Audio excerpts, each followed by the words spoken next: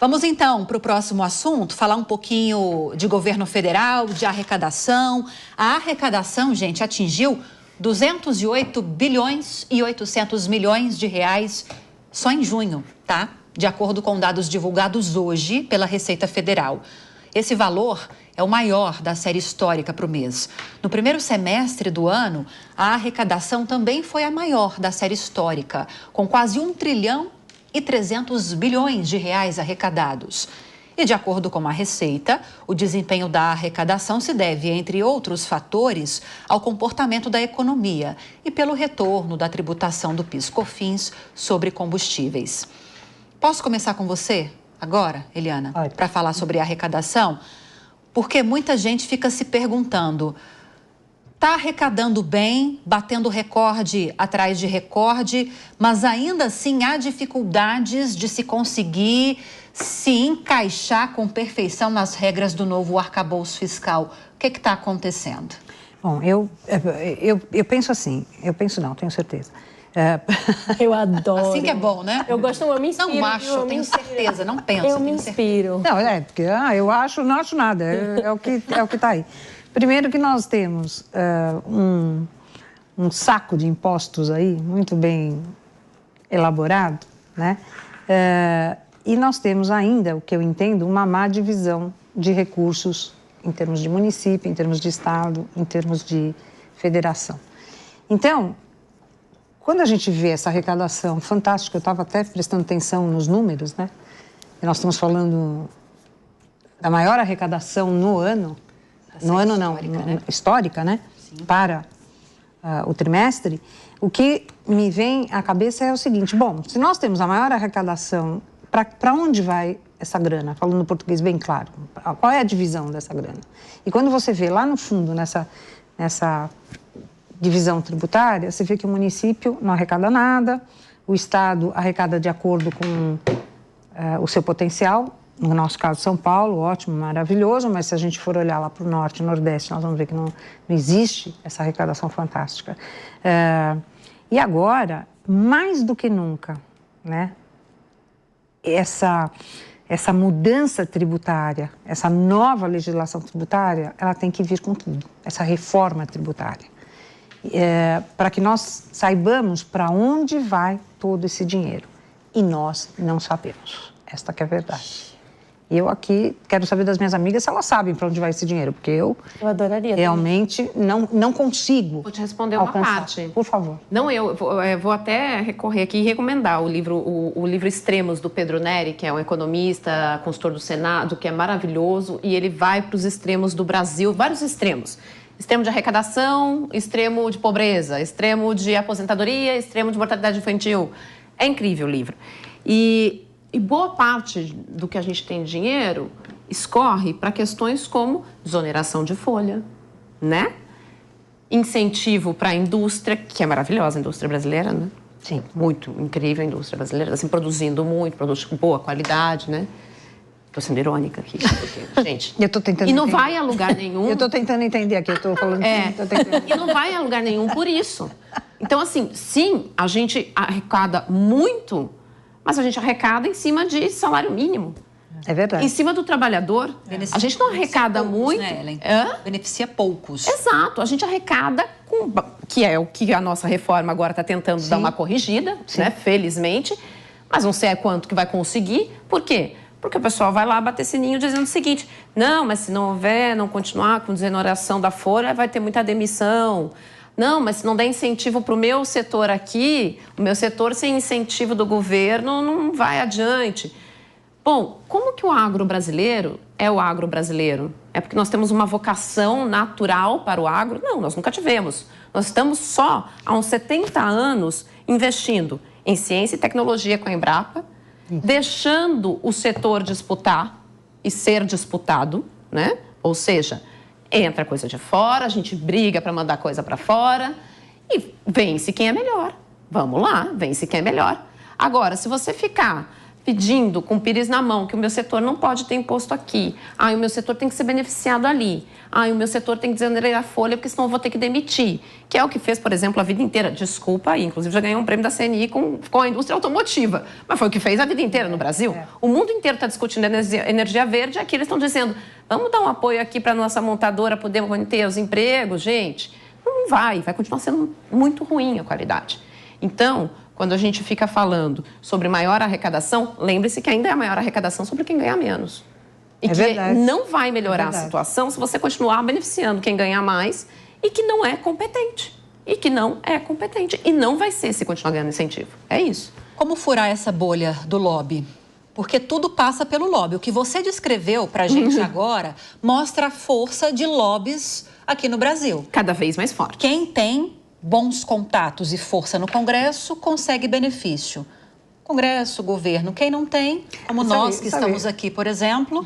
Mas, cara, a gente tem... Sabe o que eu acho muito engraçado? A gente tem um pensamento deturbado. Aquele Congresso admite todo mundo lá dentro, vocês já perceberam?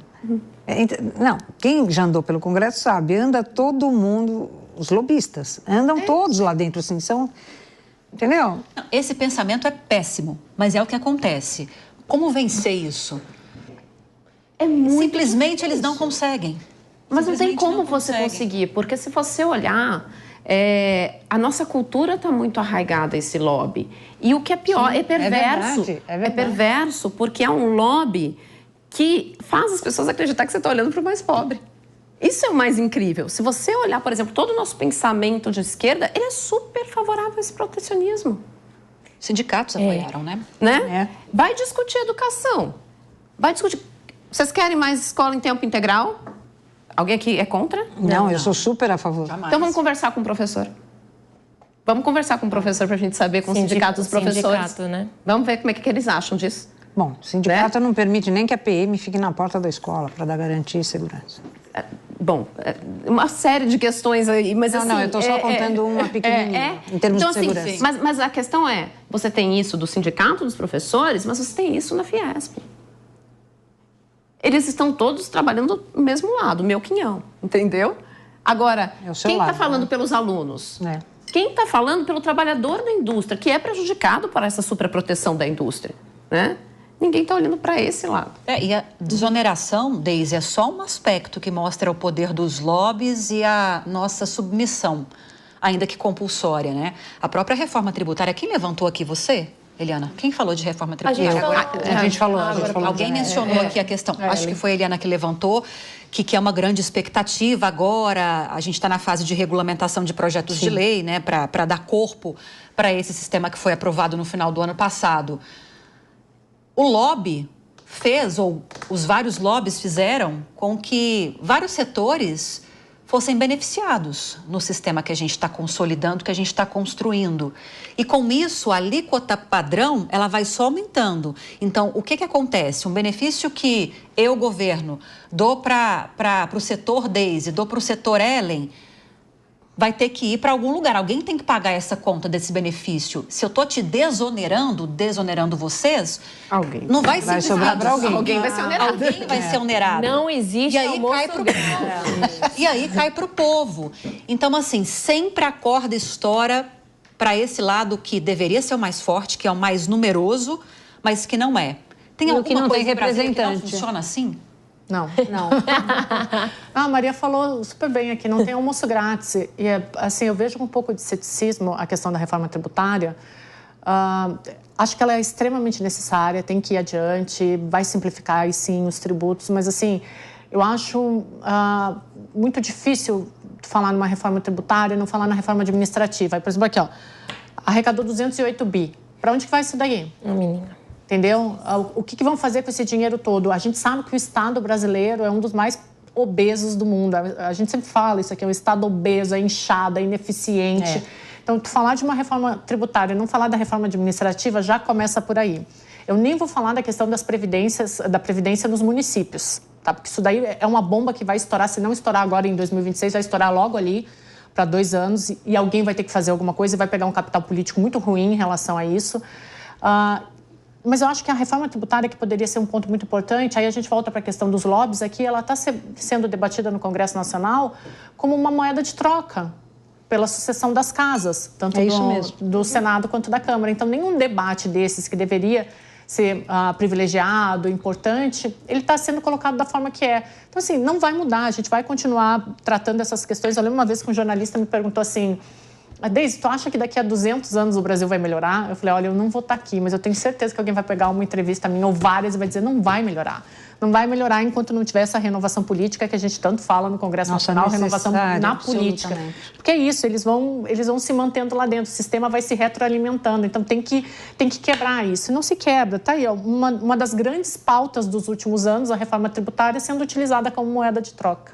É verdade, absoluta razão. Eu acho que, assim, eu queria trazer alguns pontos que vocês trouxeram aqui, principalmente em relação à transparência estatal. Isso bem que vocês falaram aqui, tanto a Helena quanto a Deise, que é, assim, a carga tributária é imensa, a arrecadação bilionária, como vocês viram, e para onde vai esse imposto? A gente tem um problema micro, eu vou trazer para o cenário aqui de São Paulo, IPTU. O segundo maior imposto aqui, segunda maior fonte de arrecadação tributária do município, e a gente tem uma tentativa de maior transparência para onde está indo esse imposto, dentro de próprios sites da prefeitura, e você não consegue ter esse acesso. Está indo para onde? Vai para a educação? Sei lá, entendeu? A gente não sabe. A gente sabe que muitas vezes esse dinheiro se perde, o orçamento não é claro. Enfim, essa questão da transparência do governo brasileiro é um problema endêmico da nossa democracia. Um outro ponto que eu queria trazer é o custo Brasil, né? Como eu falei, não existe almoço grátis. Grande Milton Friedman, economista liberal aí que cunhou essa frase. E a gente tem o custo Brasil nas empresas, né? A gente discute essa reforma tributária que vai entrar de fato em ação em 2033, mas a gente tem uma das maiores cargas tributárias que equivale a 1,3 trilhões de reais por ano. E isso cai sobretudo nas empresas, no pequeno empresário, que poderiam estar gerando emprego e renda de maneira mais eficiente, se tivesse uma carga mais eficiente. Eu não sei agora os números, mas a gente pode achar depois o número de horas que esses empresários, principalmente o pequeno empresário, perde com a burocracia que ele tem que enfrentar em cima dos negócios. E por último, eu queria perguntar aqui para a mesa, gente, a questão do lobby. No Realpolitik, o lobby faz parte da narrativa, faz parte do jogo. Nos Estados Unidos, o lobby existe e é regulamentado. Então, regulamentado. Essa é a questão. As empresas, os setores vão sim defender os seus interesses. Eu acho mais que digno. Todas nós somos assim. Nas relações internacionais, a gente fala, os estados querem aumentar os seus interesses e assim também falo dos setores. Então, o lobby é uma prática clássica. Existem democracias avançadas.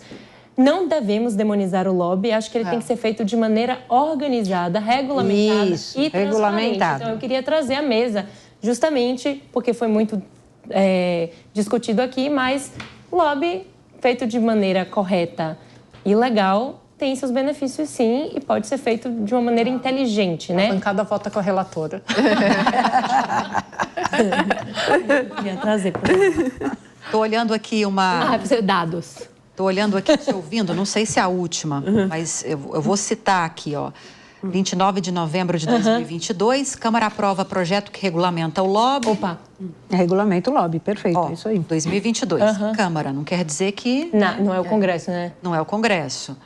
E aí foi para o Senado, pelo jeito. 15 de agosto de 2023. Isso, só um ano. 2023 já. Deixa eu abrir aqui. A Comissão de Fiscalização e Controle faz, nesta quarta-feira, lá em agosto de 2023, uma audiência pública para discutir sobre a lei do lobby. Dá nos nervos. Aliás, a audiência pública, maravilhoso. O texto é da Câmara dos Deputados. Ou seja... O texto é da Câmara dos Deputados, onde tramitou por 15 anos antes da aprovação. Então, falar de algo, né, Maria, que seria até positivo... E algo que faz parte da política, como você está explicando, mas que não consegue avançar no Congresso, acaba sendo um mal mesmo, né? A quem não interessa regulamentar. A quem não interessa regulamentar. A todo mundo que está lá, gente. Todo mundo genericamente, claro. Mas é uma verdade. Sem regulamento você perde. É isso. Mas alguns ganham. Então, alguns ganham. Você tem que, alguns dos 100. Aquele tal negócio, né? Aqueles que se beneficiavam cada um 25%, os 4 que se beneficiavam 25% vão ter de dividir com os outros setores também esse lobby. Quem quer perder 25% e ficar com 2% de favoritismo nessas negociações? Né? Ninguém quer. E Ellen, tocando ainda nesse assunto da arrecadação recorde que nós tivemos, recentemente a equipe econômica, o ministro Fernando Haddad, falou sobre o Tesouro, também trouxe dados sobre isso, sobre o provável rombo que nós vamos ter, o déficit de quase 30 bilhões. Então, é difícil conectar essas informações, né? A gente está com arrecadação recorde, mas aí esse déficit, que era uma meta de déficit zero, agora a gente muito provavelmente vai bater na banda inferior, naquele limite de déficit para não estourar a meta fiscal. É difícil conectar imagina para uma pessoa normal que está assim, né, na vida, dizendo assim, não, mas não acabaram de fazer uma reforma que teve previdência, que atrasou para eu me aposentar, e aí falam que vai ter déficit da previdência, que vai ter rombo do não sei o quê. Como que você explica isso para a pessoa? Quando você explica que tudo isso que está sendo feito é para tentar diminuir o tamanho do furo. Não é que vai melhorar a coisa, é só porque ela vai demorar mais para piorar. Sim. Né? É só para a gente piorar um pouquinho mais devagar.